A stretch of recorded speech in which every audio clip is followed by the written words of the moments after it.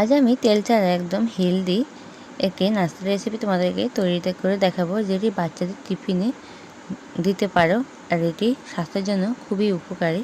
নমস্কার বন্ধুরা, আমি রীতা চলে আসলাম আজকে নতুন আবারও একটি রেসিপি নিয়ে। আমার সঙ্গেই থাকো সবাই।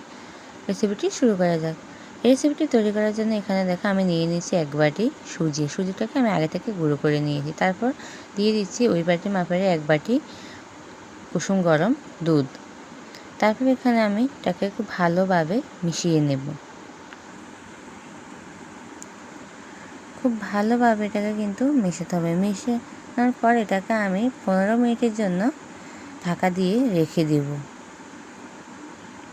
আমার মেশানোটা হয়ে গেছে, দেখতেই পাচ্ছ। এখন আমি 15 মিনিটের জন্য এটাকে রেখে দেব। ফিরে আসছি 15 মিনিট পর। 15 মিনিট পর দেখো সুজিটা কিন্তু ফুলে গেছে, দেখতে পাচ্ছ একদম কীরকম হয়ে গেছে। এটাকে আমি আবার একটু ভালোভাবে মিশিয়ে নিচ্ছি। মিশিয়ে নিয়ে এটার মধ্যে আমি এখন দিয়ে দিব হচ্ছে ময়দা। আমি এখানে দিয়ে দিচ্ছি 3 চা চামচ ময়দা। তোমরা চাইলে এখানে কিন্তু আটাটাও ব্যবহার করতে পারো। তারপর আমি যেহেতু ময়দাটা দিয়েছি, তার জন্য আমি এখানে ওই বাটির মাপে আবারও আধা কাপ দুধ দিয়েছি। ওই বাটিতে করে, বাটির কিন্তু হাফ বাটি আমি দিইনি, আমি একটা ছোটো কাপের আধা কাপ দুধ এখানে অ্যাড করেছি। দেওয়ার পরে খুব ভালোভাবে কিন্তু এটাকে মিশিয়ে নিচ্ছি। বন্ধুরা, এটাকে কিন্তু খুব ভালোভাবে মেশাতে হবে। যতটা ভালো মেশাবে না, এটা কিন্তু ততটাই কিন্তু দারুণ হবে। আর দেখো খুব ভালো করে কিন্তু এটাকে আমি মিশিয়ে নিচ্ছি, যেহেতু কোথাও যেন দানাদার ভাব না থাকে। তারপর এটা আমি দিয়ে দিব হচ্ছে কিছুটা মশলা। আমি এখানে দিয়ে দিচ্ছি গোটা 1 চা চামচ জিরা, দিয়ে দিচ্ছি আধা চা চামচ লবণ, আর দিয়ে দিব 2 চা চামচ চিনি। দিয়ে খুব ভালোভাবে সবগুলো উপকরণ কিন্তু আমি মিশিয়ে নেব।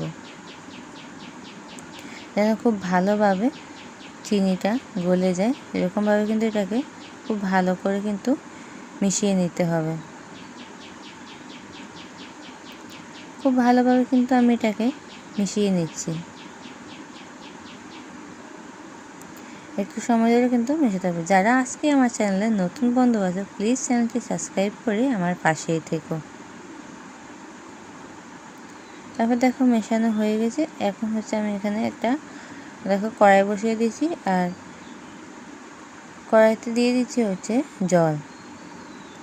জলটা খুব ভালোভাবে যখন গরম হয়ে যাবে, তখন আমি এতে এটা বসাবো। আর এখন দেখো এখানে একটা থালা নিয়ে নিয়েছি, আর থালাটার মধ্যে আমি আগে থেকে তেল ব্রাশ করে নিয়েছি। এখন হচ্ছে আমি যে ব্যাটারটা তৈরি করে রেখেছি, এটার মধ্যে এখন দিয়ে দিব হচ্ছে আমি আধা চা চামচ বেকিং পাউডার, আর দেবো 1 চিমটি সমান বেকিং সোডা।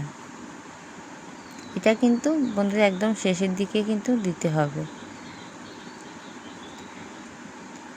দিয়ে এটাকে খুব ভালোভাবে কিন্তু আমি আবারও মিশিয়ে নেব। যেন খুব ভালোভাবে এটাকে মেশাতে হবে। খুব ভালোভাবে আমি এটা মিশিয়ে নিচ্ছি।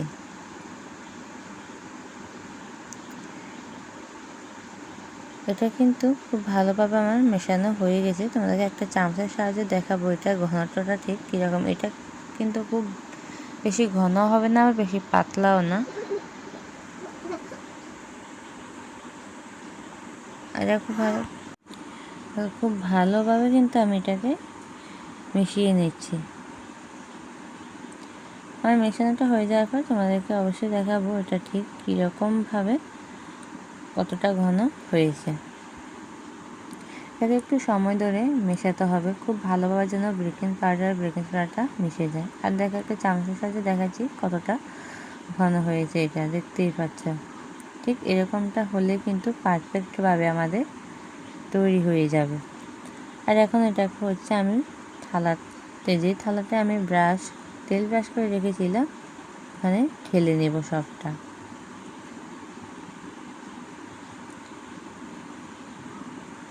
এখানে আমি পুরো ব্যাটারটা কিন্তু দিয়ে দিচ্ছি।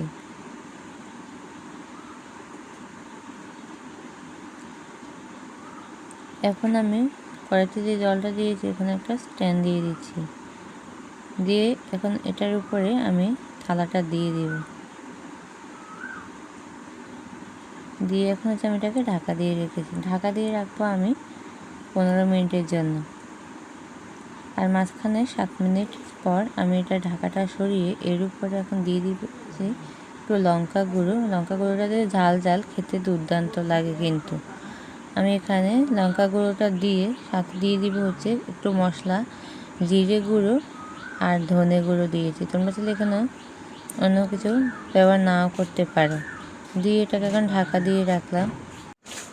তারপর এখন হচ্ছে আমি ঢাকাটা আবারও দিয়ে দিয়েছি। ঢাকাটা সরিয়ে এখন আমি আবার দেখো এবার চেক করে নেব এটা হয়েছে কি না। ঢাকাটা দিয়ে কিন্তু আমি আগে এখানে 5-6 মিনিট রেখেছিলাম। দেখো একটা কাঠি দিয়ে কিন্তু আমি চেক করে নিচ্ছি, পারফেক্টভাবে কিন্তু আমার এটা হয়ে গেছে। এখন এটাকে আমি হচ্ছে নামিয়ে নেব। একটু সাবধানে নামাতে হবে যেহেতু গরম আছে। নামিয়ে নিয়ে ঠান্ডা হয়ে যাওয়া পর্যন্ত অপেক্ষা করতে হবে।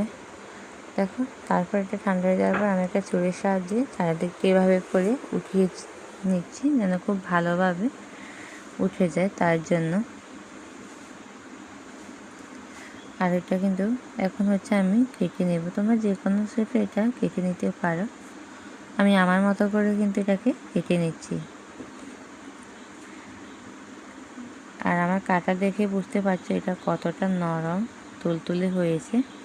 আমি এরকমভাবে কেটে নিচ্ছি, তোমরা তোমাদের পছন্দ শেপ অনুযায়ী কিন্তু এটা কেটে নিতে পারো।